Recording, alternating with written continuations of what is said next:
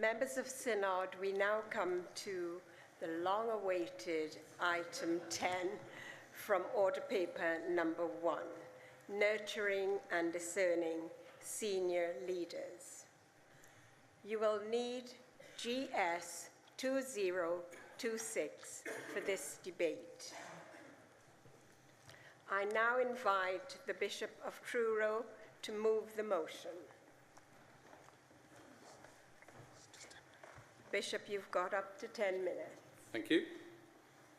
Good afternoon, members of Synod.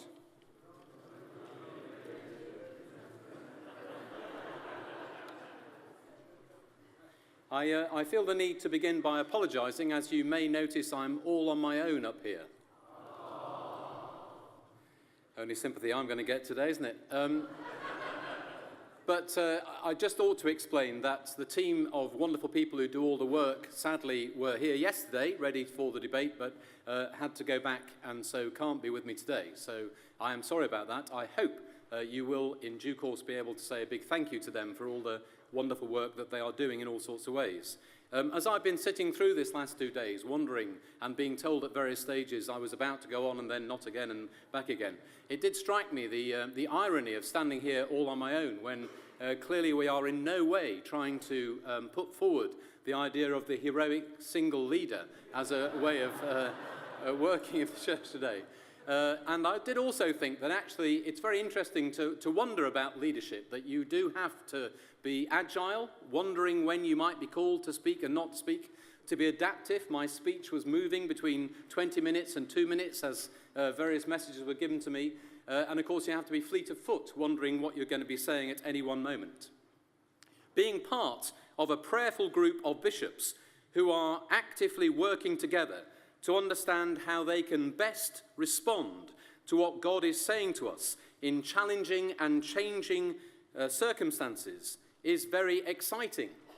It is hopeful and joyful to be part of a group of people, bishops in the Church of England, who are receiving high quality, disruptive and stimulating thought and content from a range of exceptionally well-equipped people from a whole variety of disciplines and backgrounds, all of whom, intriguingly, are very keen to engage with us, the Church, and see that we have a distinctive role and important part to play in the future direction and shaping of the Church. DAG, which I have the privilege of chairing, the Development and Appointments Group, is striving to ensure that our Church has and will have into the future excellent leaders who understand their role to be those who build and, yes, lead teams of teams, noting that we are called today to be adaptive and to transform the organism that is the Church, which we are in charge to lead. And in doing all of that, of course, most important of all, we are trying always to change the culture. We do all of this as fellow disciples of Jesus Christ. I am not today, you'll be pleased to hear, going to take you through the report that you've had for some time, and I know that you have all read very carefully. What I'm going to do is go through some of the highlights of that report and also talk a little bit about one or two of the things that have been happening on the programmes that we've been running, give you a glimpse of where we're going in our direction of travel, and then most importantly, really, listen to what you've got to say in response to this report. Of course, I hope that you will, at the end of this debate, take note in your normal, enthusiastic way. In thinking about what we're doing in DAG, there are 4 programmes that are now running, and we've been doing this over the last 18 months.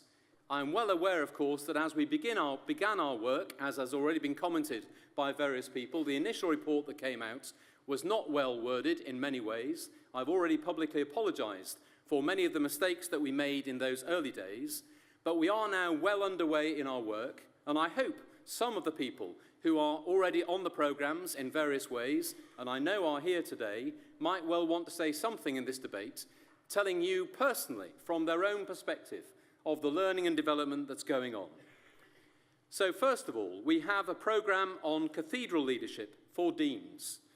We ran this in 2015 for 17 deans, and we repeated it again just last week for a further 20 deans.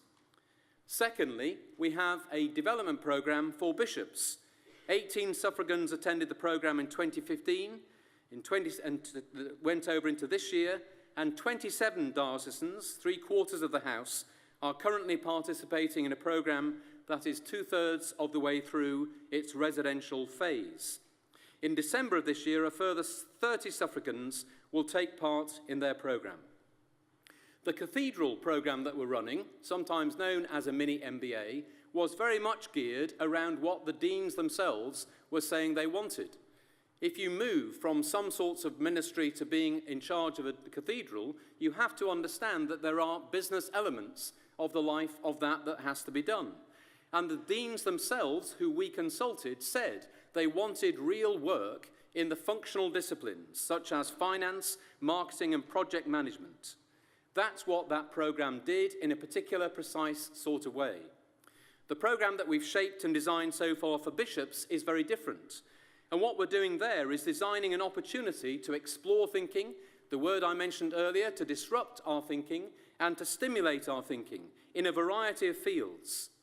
It has been extraordinarily rich to have a large number of diocesan bishops working together over a period of time residentially, where, yes, of course, we've been listening to content, but surprise, surprise, some of us have already also been responding to what we've heard. And I think for me, one of the key things that we're learning from this is not just individual development, but also organisational development.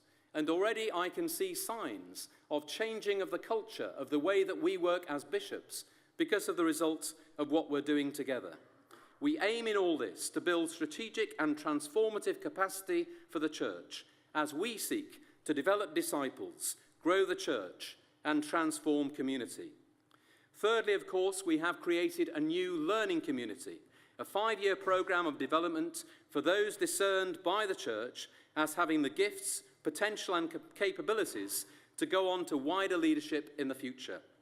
55 women and men are currently participating, and a further 62 begin the programme this coming Thursday. Those who are participating have spoken of their joy in being part of this more transparent process, and they have shown great spirituality, humility, and passion in their determination to use this opportunity to serve the church. I might also say that in talking to many of the people who've been teaching them, they've come away saying they've been very enthused and amazed by the joy and enthusiasm and real engagement of these people. Our fourth area of work has been the targeted development for those groups in the church where some specific interventions might be helpful. In particular, I point to positive action that we've taken to providing BAME clergy with development around senior appointments process. Clearly, part of what I'm doing here today is to some extent being part of accountability, trying to say, how are these programs going to add value in some way? I was very heartened by the debate that we had earlier on the Renewal and Reform programme, and I do believe that much of the work that we're doing is helping in that overarching way of thinking and being at the moment. I have some responsibilities to try and share with you what I think we're learning from all of this. But it's still early days. We've put in place various mechanisms to try and evaluate and assess what's going on. I would single out for you the contribution the programmes have made to fostering collegiality and fellowship across the church. As I said just now, I think I see already that there are signs of ways in which the bishops are beginning to think again about how their meetings work, about how they take responsibility together. The question perhaps being, are we a group of leaders or are we a leadership group? In terms of what's been valuable in coming out of all this, a very close second for me would be the stimulation provided as we listen to those people who've been teaching us and walking with us. Yes, we have used excellent high-quality teachers from various disciplines, and as we've sat there, those of us who ourselves are steeped in some understanding of theology and the Christian life, it's been very interesting to respond to what we've been hearing and to understand and think about that language and interpret it into the way we work ourselves. All of these things are really important and I believe show real strength in various ways. What I would say to you is clearly the learning community is great, it's been set up, but I would hope that we can find ways to encourage other dioceses now to invest in your own CMD work, to carry on building up other communities that can learn as well. I am in close dialogue with the Right Reverend Tim Thornton, the chair of the CMD panel, to try and see ways in which we can try and help dioceses and the church more generally to pick that up. Looking to the future, I would just importantly stress, as I come to the end of this presentation, that the way we see our work going into the future is to give resources to bishops to work with their teams to make them more effective so that they can they are designing in their dioceses. For us to think more carefully about what it means to lead the Church of God at this time is surely important. And I think all that we're doing is distinctively Anglican as we think about the incarnation being at the heart of all we do. All of this assumes that we are equipping ourselves to become those whom God is calling to be the guardians of the deposit of the faith, so that, as in the preface which is read every time a priest is licensed in the Church of England, we may proclaim afresh the gospel in this generation. I look forward to your comments and your questions in this debate.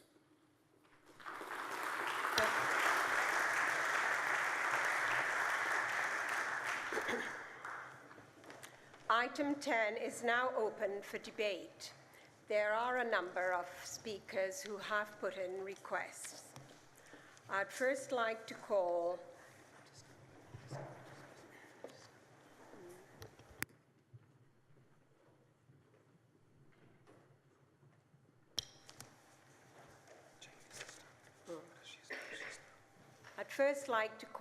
Canon Jane Sharman, followed by Reverend Zoe Hemming. The speech limit is 5 minutes at this stage. Thank you. Jane Sharman, Salisbury 211. I want to thank Bishop Tim for bringing this important report to Synod. Nurturing and discerning the Church's leaders is a responsibility of the whole Synod, not just the House of Bishops. And it's good that we have the opportunity to scrutinise these arrangements. Could it be confirmed, please, that nurturing and discerning senior leaders is now fully integrated into the Renewal and Reform programme so that it falls securely within the remit of Synod from now on? This won't surprise you much. I'm never going to be the biggest fan of the present leadership programme. To me, it is a bit too much in thrall to secular thinking. In particular, the talent pool approach to releasing gifts sits uneasily with a theology of discipleship and vocation. I'm not convinced that it will deliver on its own terms. It has struggled to be diverse, for instance, one of the stated aims.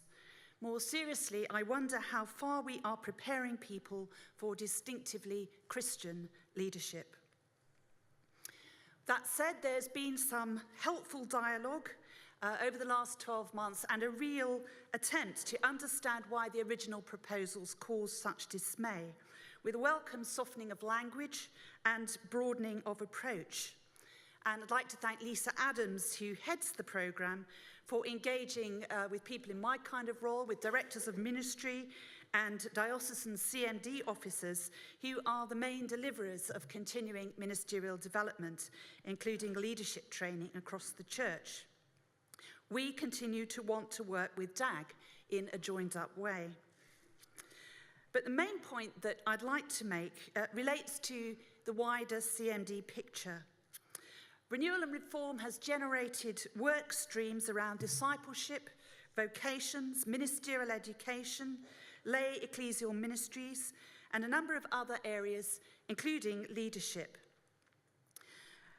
The single omission and main area where there is no fresh initiative, no new group or proposed extra funding is CMD, the continuing ministerial development of around 19,000 lay and ordained ministers. Now, originally, CMD was tucked in with RME in the RME report, but was dropped from the final proposals and not replaced with anything. The Senior Leadership Development Programme, which serves a very small number of people, is not intended to plug that gap. Over the next 10 years, it is those currently in mid-ministry, in roles of primary responsibility, such as team rectors, incumbents of large multi-parish benefices, and rural deans, who will bear the heat of the day, while numbers retiring continue to rise, and until the impact of increasing vocations begins, God willing, to kick in. These are our leaders, our key leaders, the frontline leaders we actually have now, strategically crucial to the church's ongoing mission and ministry. But at national level, we are not yet resourcing them in any structured way, though a few dioceses are doing good things. So if we want to improve the overall resilience and competence of church leadership, then this may be an even more important group to focus resource on than potential candidates for preferment. As Bishop Tim referred to, he is the chair of the National CMD panel as well as the chair of DAG, so is ideally placed to help us think this through and perhaps frame some recommendations and bring them back to us. So I hope, Synod, that you might wish to give Bishop Tim your encouragement to consider how that might best be taken forward. Thank you.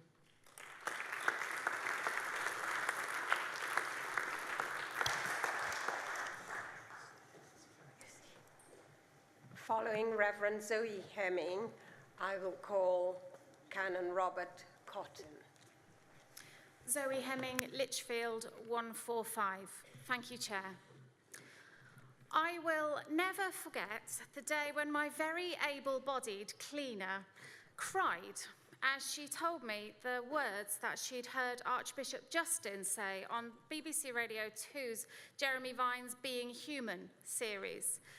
He said, "To be human is to be limited." She was so moved and freed and frankly relieved that she no longer had to be all things to all people. She also began her faith journey that day, and her own anxieties and mental health struggles stopped being that burden that she had to hide. So what does that look like to take those words seriously in this context? To be human is to be limited, and the context of our challenging reality in leading and shaping the Church of England. Well, the missed opportunities of this important and necessary project to nurture and develop the vocations of tangibly limited, so-called disabled people is disabling our church. Whilst I wholeheartedly welcome the creativity that is expressed in this report and the desire to do things differently and better, I wish to express immense frustration that the church, Christ's bride, will continue to look so very, very different to her groom, the one who rode into Jerusalem on that ridiculous baby donkey, yet eclipsed those Roman horses and chariots and their victory parades. The essential characteristic of our church must be of unlikely people living unlikely lives and serving and leading in countercultural ways, where the weakest are not tolerated, pitied, or accommodated, but prized, cherished, and even followed. This needs to be deliberate and visible for all to see, and maybe even mock, as they probably did, that fool we follow on the donkey. This project's expressed desire for diversity, expressed in paragraph 7, is a great start, but it is not particular to church. Diversity is an aspiration of all administrative layers of our society, and dare I say, very often a token. So what this report resoundingly demonstrates, therefore, is that disabled people are assumed to play no part in this important work of encouraging and nurturing vocations in leading our churches. What they are able to do is often left hidden under the label of disability. So 1 in 10 people in this country are considered to have some kind of impairment or disability, although I agree with Archbishop Justin that actually that figure is 10 in 10. Well, who are they in the body of Christ? If indeed they can even get in the building, but that's not for this debate. This isn't about campaigning for equal access because it's the right thing to do. It's much deeper than that. And if the church is to be truly herself, we have to look at this and take seriously the words of the Apostle Paul to the Corinthians. God chose what is foolish in the world to shame the wise. God chose what is weak in the world to shame the strong. So strategic leadership development, yes. Skilled, professional, capable, and vision-creating leadership, yes. Prophetic witness to the king on the donkey, nowhere near. It isn't about giving people a go. It's about a truly courageous church that is willing and committed to looking like that fool on the donkey, whilst everyone else is still polishing their chariots in a display of strength and power. An explicit and determined call to the world, to those that the world might call fools, to fulfill their vocation in the church is really, really important. I urge those involved in this project to think again and to be braver. The great news is that we don't have to reinvent the wheel. My own experience of training and that of other disabled clergy has, yes, our colleges were unprepared, but then we were welcomed and affirmed, and the changes have begun. So we don't have to lay new tracks for this stuff. And it doesn't have to wait until the main business is done in 2 or 3 years' time, after, as paragraph 39 implies. It can start now, and it needs to start now, if our church is to be truly whole and healthy. Thank you.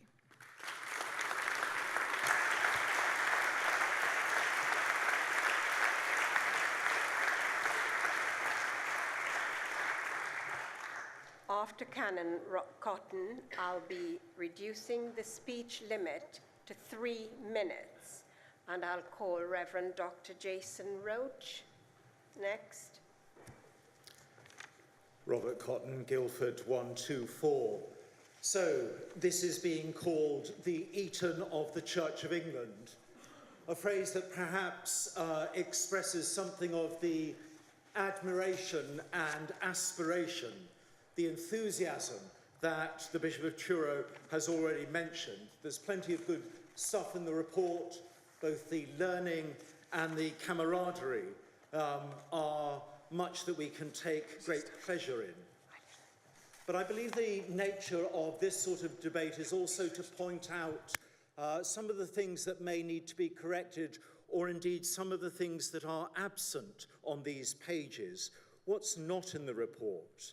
So I turn especially to paragraph 26.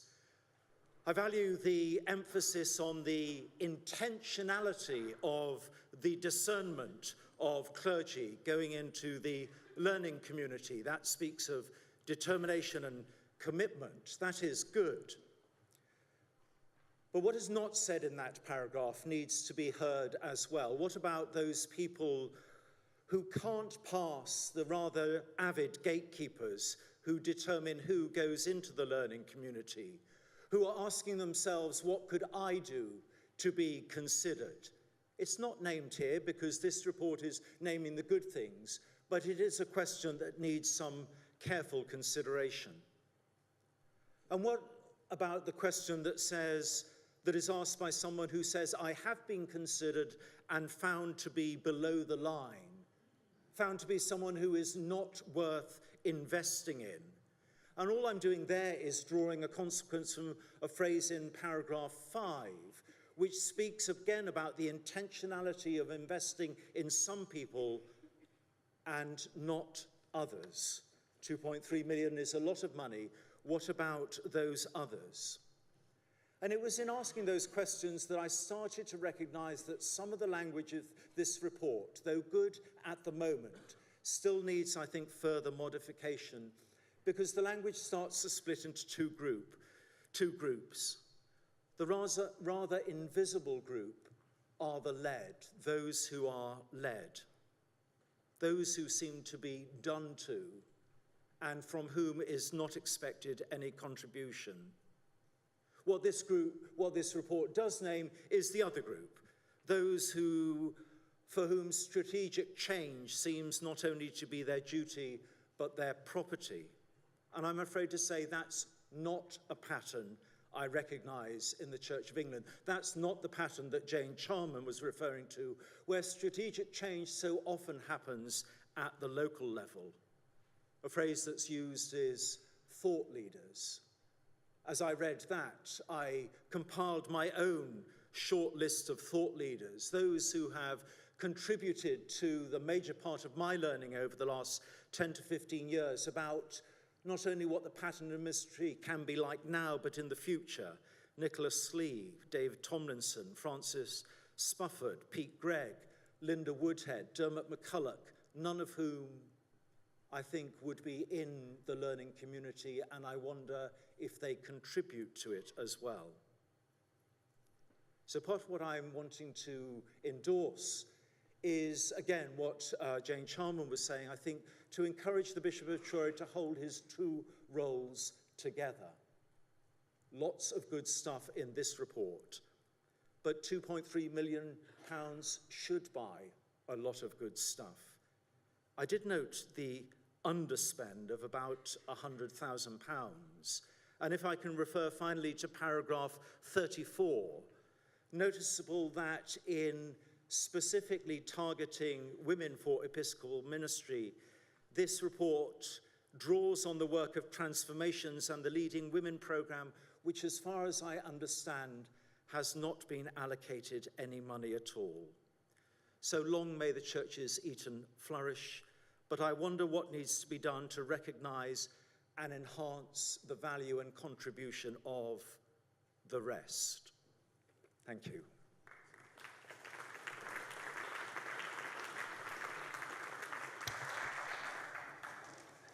I'd like to call now Jason Roach, and followed by the Chair of the House of Laity, Mr. Jamie Harrison.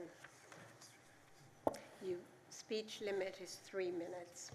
Jason Roach, London 1666. Thanks for calling me Chair. I want to warmly welcome this report, which takes huge strides forward, it seems to me, in terms of transparency, in terms of forward planning, in terms of theologically grounded, practically useful training for those leaders who are in place now and for those who are coming on stream later, and an expression of a desire to increase minority ethnic involvement.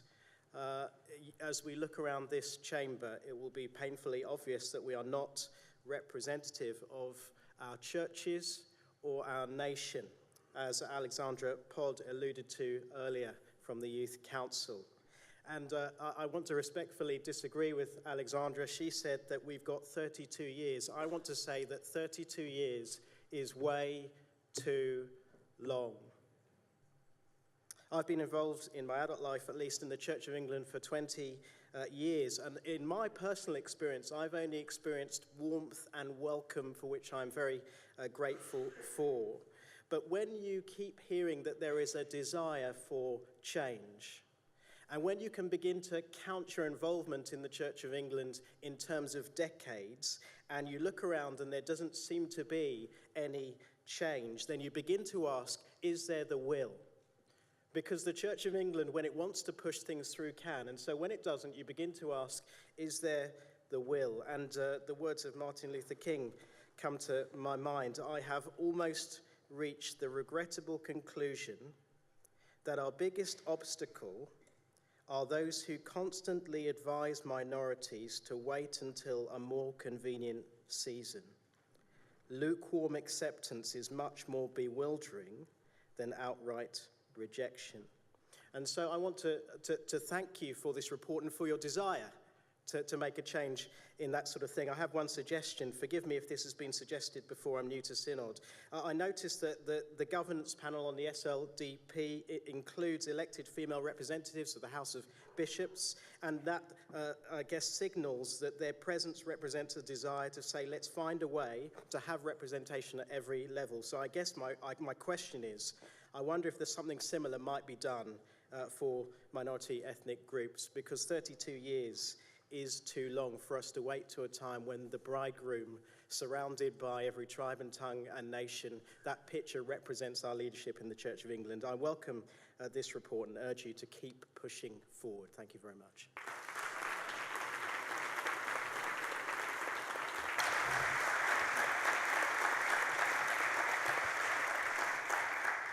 After the Chair of the House of Laity speaks, I'd like to call Reverend Timothy Good. Jamie Harrison, Durham 299. I'm very grateful for this report, but also I will bring some challenge to it. But don't panic, Tim, it's okay. I want to focus particularly on the bottom of page 6 at item 28. I was one of 11 so-called lay assessors for each of the 25 panels that met to, as it were, discern with others, usually a bishop as the chair, another senior clergy person, and a lay person who wasn't a lay person, but a lay person employed, as it were, by the national system. Wonderful Brad Cook and Lisa Adams I was with, and to give thanks to for the wonderful work of Ashton Green in the background, all within Caroline Boddington's team. It was a real privilege, and also noting in this second year of the process, laity were invited to be fully participatory and had a very big say, and one of my chairs is sitting there, I hope he agrees, in what we were doing with meeting a range of people, over 80 people coming in total in those 25 panels, and over, as we've heard, over 60 coming on into this learning community. I felt it was very professional. I felt it was very well organised. I think the people who met us felt listened to and valued, certainly in the 8 people that I saw. And just to pick up a point from Robert, certainly the person that perhaps wasn't necessarily going to go forward in this package of ideas was going somewhere else to be supported in that. So I did sense a real desire to feed back and support and develop the future.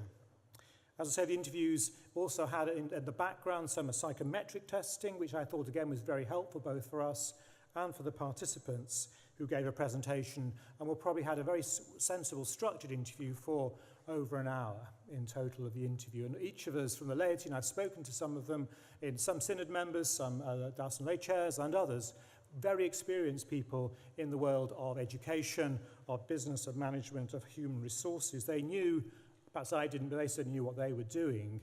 And I think I can reassure lay people and clergy this was taken very seriously and done well. So what are my challenges?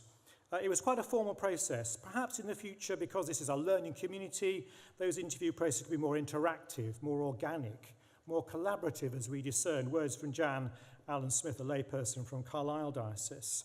And we've heard a little bit, I think, both helpfully from Zoe and from Robert about the need to perhaps open up who we're pushing forward into this process. At the moment it sits with the bishops.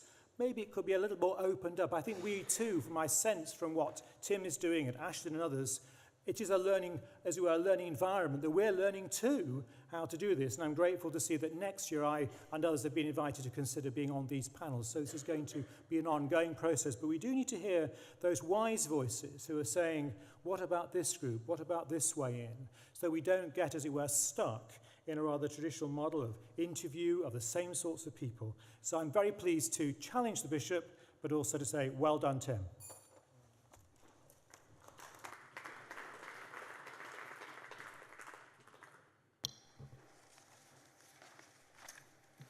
I'd now like to call Timothy Good, and followed by the Bishop of Guildford. Timothy Good, Southwark 221. Thank you, Chair. There is much to welcome in this report, but I wish to focus particularly on paragraph 39 of the report, which draws attention to the fact that disabled people have not yet found fair representation within the leadership of the Church of England. I must confess, though, that I do balk at the use of the term issue when speaking of disability, the issue of disability. I hope that as someone who is disabled, I am not an issue within the church, which could conjure up ideas of being difficult or an inconvenience. Perish the thought. Language matters, and I take issue with the word issue in this context. But I also agree with Zoe that there is a danger that looking at disability representation within senior leadership may never rise above simple tokenism unless we seek a holistic, integrated approach regarding disability from all the powers that be within the church, which culminates in a vision for the whole church, where all aspects of our church, including our senior leadership roles, our churches and buildings, are fully accessible. But it goes much deeper than just physical access. This process must be rooted theologically. Soon after my ordination as priest, I was told to my face by another ordained priest that I actually should not have been ordained in the first place because of what the Bible states in Leviticus 21:21.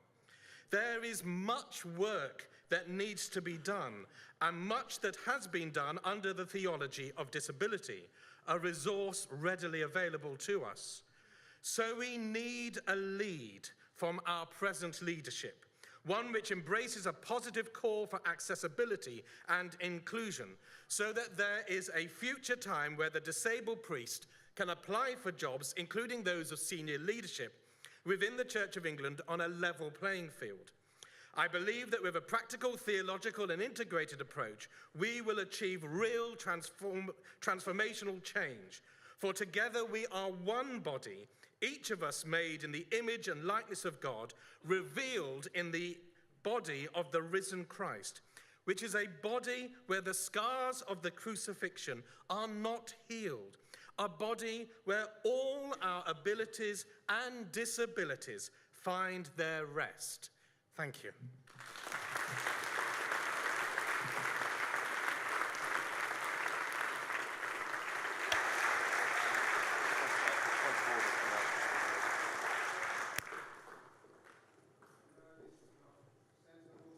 York, when you hear a speech like we need to pause.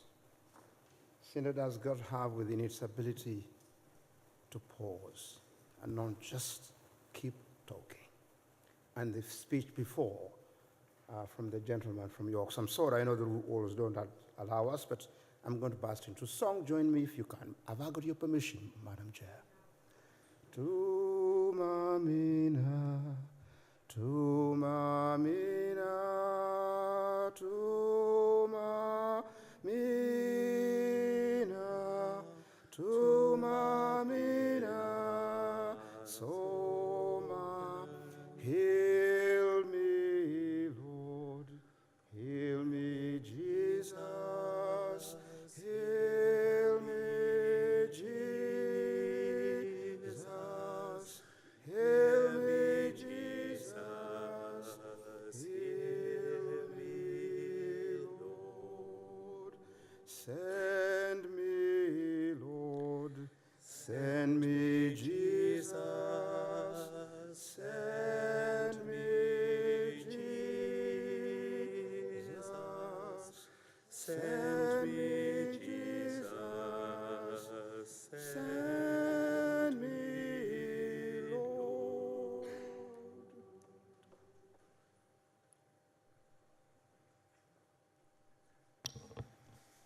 After the Bishop of Guildford, I would like to call Mrs. Caroline Hubert. Thank you, Madam Chair. Andrew Watson, Guildford 20. It's one of the most unusual training experiences of my life. I was consecrated Bishop of Aston at St Paul's Cathedral on the Tuesday, and I attended a 24-hour training for new bishops at Lord Abbey on the Thursday. To the question, what has been the biggest challenge of your episcopal life so far, I had only 48 hours experience to go on. Really was quite surreal. And that was my initial ministerial education as a bishop. To become a deacon and priest, the church had generously paid for me to train for a full 3 years at theological college, throwing in a university degree for good measure. They'd housed me, fed me, educated me, kept me largely out of mischief, and that was just the start. There was then a 3.5-year curacy, then in those days another 3.5-year curacy, and only then was I let loose on a poor, unsuspecting church as their incumbent. And what did I have on becoming a bishop? A 24-hour session focusing on the challenges I'd experienced over the last 48 hours. Being a bishop is perhaps not more difficult than being a vicar or chaplain. It is certainly not more important, but it is very different. At times you can seem to have considerable authority in the life of the diocese. At times you can seem to have very little. Managing the workload and expectations, not least the cruelest expectations of all, the ones that you place on yourself, gets more complex the more dispersed your leadership becomes. Taking opportunities to speak truth to power, managing multi-million-pound budgets, setting diocesan strategy and direction, developing new spiritual disciplines and support networks, reading the signs of the times, all of these come with their own joys and their own real challenges. And it's not just bishops either. It's cathedral deans, it's leaders of our theological institutions, it's vicars in some of our larger or more complex churches. It's those younger clergy who are already showing a capability and depth of faith that need some nurturing for their own good and the good of the church as a whole. So there was some clumsiness in the way the Green Report was introduced, of course, and the whole outworking of the report has been expensive, of course. But has it all been worthwhile so far? Well, talk to the bishops and deans and younger leaders about their experiences before you make up your mind. For myself, I feel both better equipped for the episcopal role and far closer to and better supported by my episcopal colleagues. 3 midweek residentials hasn't quite replicated my 10 years training as a deacon and priest, but it has really helped. Thank you very much.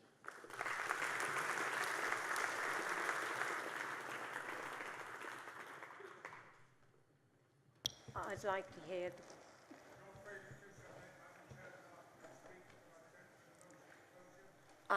to hear just 2 more speakers, and I'd like to come back to you, Mr. Freeman.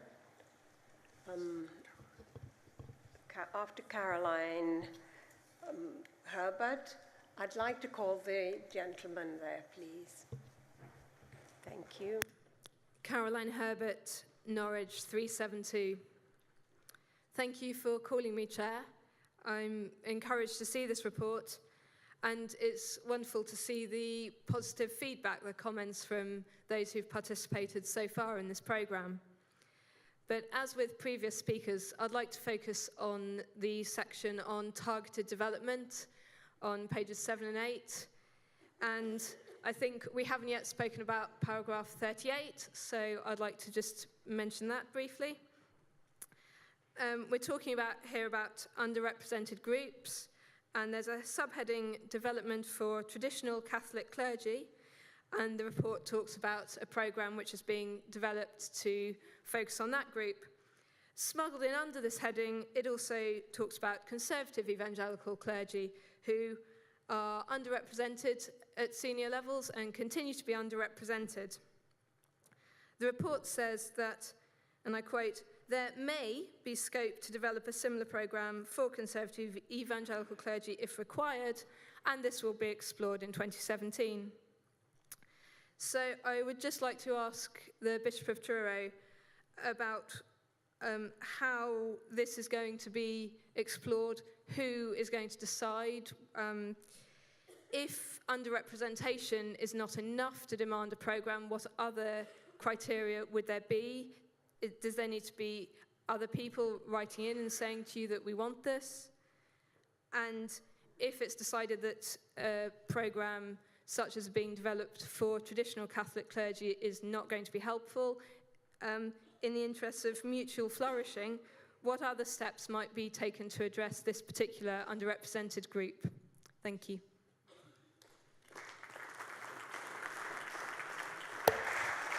Reverend Brill Brevener. Thank you, Chair. Bill Brevener, Durham 104. As a newly elected member of this synod as of 3 days ago, this is my maiden speech, and I declare an interest as a co-founder of Disability and Jesus, a survivor of mental health issues, and a good friend of Jarvis the guide dog. I want to welcome this report, but I want to draw attention to an issue that's already been raised, namely disability. Persons with disabilities often experience what we might call a charity approach in church. People are categorised into helpers and helpees, if that's good English, those who minister and those who are ministered to. Persons with disabilities are often automatically placed in the helpee category as people who must be ministered to. Admittedly, that's a generalisation, but in many cases describes reality. But it's a one-way model. It categorises people as either independent or dependent, an independent agent who acts upon a dependent object, and independence becomes the ideal. But biblically, kingdom aspirations are for interdependence, a way of relating, of being, in which all minister and are ministered to, all serve and are served, all flourish through enabling all to flourish. Indeed, the very title of this body reminds us that we are together on the way. A commitment to interdependence demands that the voice and the experience and the wisdom of persons with disabilities, alongside others, needs to be at the heart of our common life, because otherwise we won't properly be engaging with either the central aspects of personhood and relationship, which are at the heart of a Christian understanding of our identity in God, or with the call to human flourishing, which flows from them. As Tim said, we're all made in the image of God. God saw all that he'd made, and he said that it was very good. He did not look at anybody and say, whoops, I messed up that time. None of us is perfection. It is 10 out of 10. All of us are on spectra for everything, but we're all called to community together. And that's fundamental to human flourishing. We can't flourish independently, only communally, only interdependently. I cannot flourish properly unless you do. Paragraph 7 of the report expresses a desire for diversity in senior leadership, and we must ensure that persons with disabilities are allowed and enabled to fully participate in the life of the church, in ministry at all levels. The voice of people with disabilities needs to be present, and it needs to be heard in the senior leadership of the church. In paragraph 39, we get 2 sentences on this issue, suggesting a piece of work over the next few years. But can I ask that we as a synod press for the same positive action to be taken on the preferment of persons with disabilities, whether physical, sensory, mental or whatever, as we have happily seen in the progress with appointments of other hitherto underrepresented groups in the recent past. Thank you.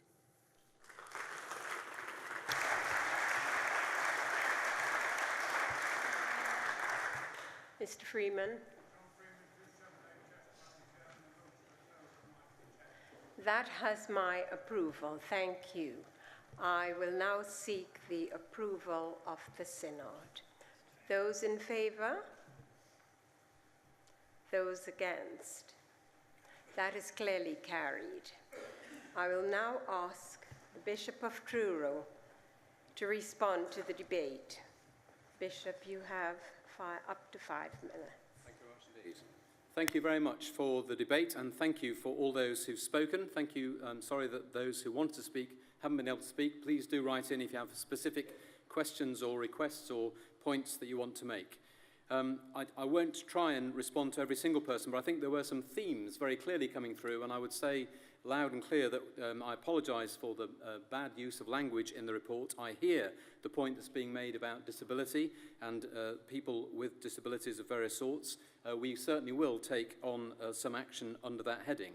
I would, however, I think just want to make a point both about that and about the BAME issue, and slightly relating to the CMD issue, which I'll come back to in a moment. One of the things that we've learnt through our programmes is to try and have those hard conversations you need to have with people. And I think a hard conversation I need to have with Synod, in a way. We've heard several times today through the debates about proxy debates. And I would just want to point out that you can't expect DAG to solve all the problems of the church. And you can't expect DAG, which is looking at senior leadership in a particular lens, to expect it's going to solve all the problems of diversity if the whole church is not taking diversity seriously. So absolutely, we will take our responsibility. I was particularly grateful to the Archbishop of York's intervention at that moment, but I do hope that the whole of Synod hears what's being said today, and we all take our responsibility in certain ways. The CMD issue, which Jane Sharman quite rightly raised, and I did in my own presentation say I have this weird dual role. Again, what I'd say is the House of Bishops received a report less than a year ago, I think it was, a review from the CMD panel in which the CMD panel asked the House of Bishops, and they agreed, that they would take a step change in CMD. The responsibility for CMD is in the diocese. You, diocesan bishops, have it in your hands to change the resources that you give in your diocese to CMD. At the moment, there is no national fund for CMD. I suspect Mr. Canon Spence, in some of the things he'll be saying tonight, wouldn't want yet another demand on the national budget. If Synod wants it, they would have to change the rules. At the moment, it's simply not possible for us to think in those ways. Thanks to Robert Cotton for what he said. I simply didn't recognise some of the language he was using. You might expect me to say that. I would like to tell you that Linda Woodhead has been and contributed to the learning community. They had a fascinating engagement with each other. I would simply say that, yes, we are doing what we're doing. Again, we take very great care. I was very grateful to what Jamie said. We take particular care in dealing with those people who are not welcomed into the learning community in that sense. And in working with them, we spend a lot of time giving feedback and talking to bishops. What I hope might happen is that other dioceses will build their own versions of learning communities, so we can talk to each one of us about what our particular vocation is in various different ways. Grateful to everybody who's spoken. Again, as I said at the beginning, I hope Synod will want to pay their own thanks to Caroline Boddington and Lisa Adams and all their team for the vast amount of hard work that goes into this. I am well aware that we have not yet got it right. It is work in progress. But I do believe that the journey we're on is a very proper and important one, and exciting one. We've learnt lots of things in our programme so far. One of the very helpful things that we were told as diocesan bishops when looking at leaders of organisations, somebody told us that the trouble with the leader of the organisation is that nobody tells them the truth. I'm sure that's right, and we therefore have to work even harder in thinking and listening and working out how we can work together. I do hope that Synod will take note of this report. I can assure you I've listened carefully to all that's been said, and we will go on working together to try and find even better ways to do this very important work.